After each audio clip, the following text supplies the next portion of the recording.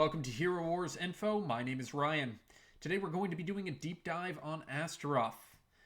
Astaroth is one of the first heroes that you're going to be getting whenever you start playing Hero Wars, and we're going to be talking about his strengths, weaknesses, if you should be thinking about building him up, and what type of teams you should be using him with. So, let's go ahead and start with his skills, his first being Flame Veil. Cast a shield that blocks physical damage on the entire team. The shield's capacity is shared between all team members. That's 100% magic attack plus 1400 damage. I will point out this only blocks physical damage, not magic damage, not pure damage. Devastation. Astaroth spews a flare of hellfire, burning up some of the energy accumulated by the furthest enemy. The energy burned is 38%. Demon's Allegiance. Passive skill, Astaroth maintains a connection with the ally who has the least health left and takes on part of the physical damage inflicted against that ally. The transfer damage is also reduced. It transfers 48% of physical damage. Also, notice it is only physical damage. Then lastly, last word, once per battle, Astaroth resurrects a fallen ally or himself. Their resurrection is 100% magic attack plus 37,500. Now for his skins, Astaroth has 4 skins plus his regular strength skin. Priority order here should be armor as number 1, then health, then magic attack or strength, and then magic attack last. If you haven't noticed, he is one of the few tanks that is a magic attack hero. Not really helping him, especially since strength is his main stat, because strength gives him extra physical attack and he doesn't really need that. So that's one of the negatives here, is that because he's magic attack, his stat for strength doesn't improve him as much as it normally would. You'll notice that he has an additional role besides tank, which is a support.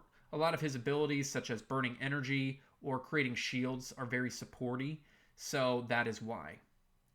Astaroth has a great amount of health, and he has a very solid amount of armor as well.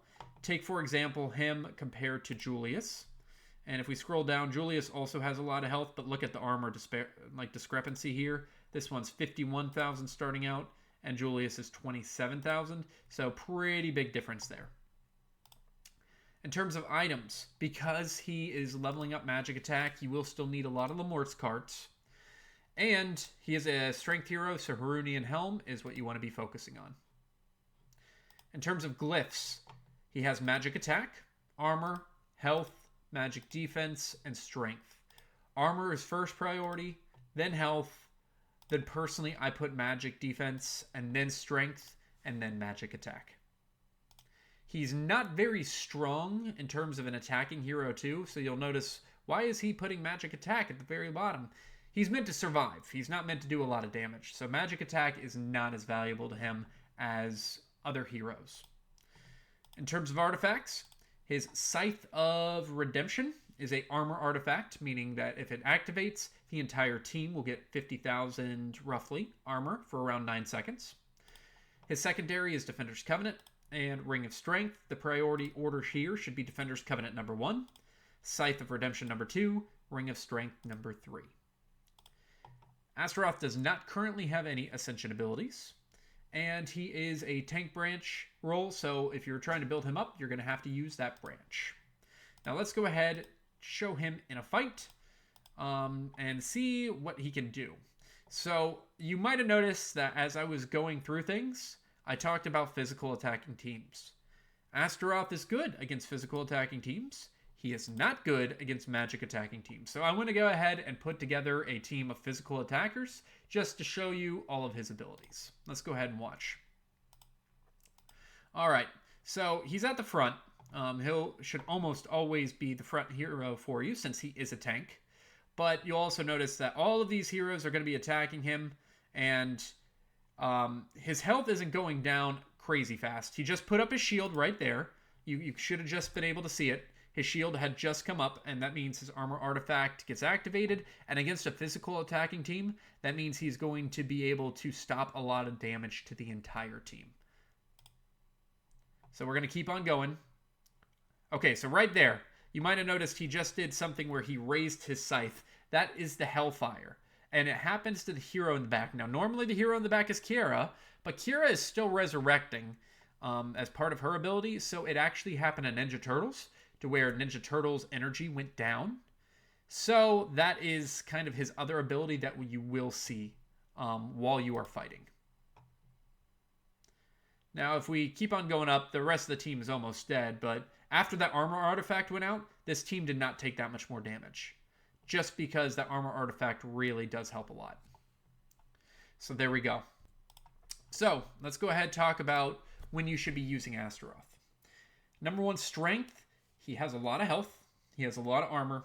He can be very difficult to kill against physical attacking heroes. So if you have a physical attacking team and you see Astaroth in the opposing team, not the best. If you see a physical attacking team, maybe Astaroth is a good tank to put in there for you. Weaknesses. He doesn't have a lot of damage. He is not a strong damage dealer at all. That's not what you put him in for. But if you're looking for a more offensive-oriented tank, he is not the one you want. And also, he can be countered, or his abilities really can be blocked. And that's where the counters come into play. Cascade, who stops his resurrection. So does Morrigan. So that will stop the last word from him resurrecting a fallen ally or himself. And then Sebastian will also stop his devastation to burn the energy from the furthest person. So those two abilities can be blocked. These two are still going to be in effect to stop physical damage, though. He's good against physical attacking teams, as mentioned. His armor artifact is perfect against them, as well as just his natural health and natural armor make it very hard for him to get taken down by a physical attacking team. Best used with, you don't really have to use anyone particularly with Astaroth as a part of a team. He's a very good standalone hero and a standalone tank. He is someone where you build a team and then you try to figure out a tank that would work against the opposing team, and then sometimes Astaroth fits that bill. Best pets to use, I personally like to use Oliver, just for the extra health, armor, and a little bit of healing off to the side that Oliver will bring. Overall grade, I put Astaroth at a B+. So in terms of tanks, there's not one tank that stands out above all the rest in Hero Wars, but there's a lot of good tanks for different situations. Astaroth kind of fits that bill. You want to use him against physical attacking teams. There, he's probably one of the stronger ones. Just like against magic teams, you want to use Rufus. So I put him at a B+. I think he is probably a top 3 tank overall in the game. Just based off of his abilities and the way that he can hurt the other team and burn their energy and help keep his team alive.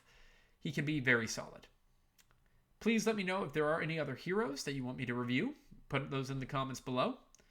Thanks so much for watching. Talk to you soon.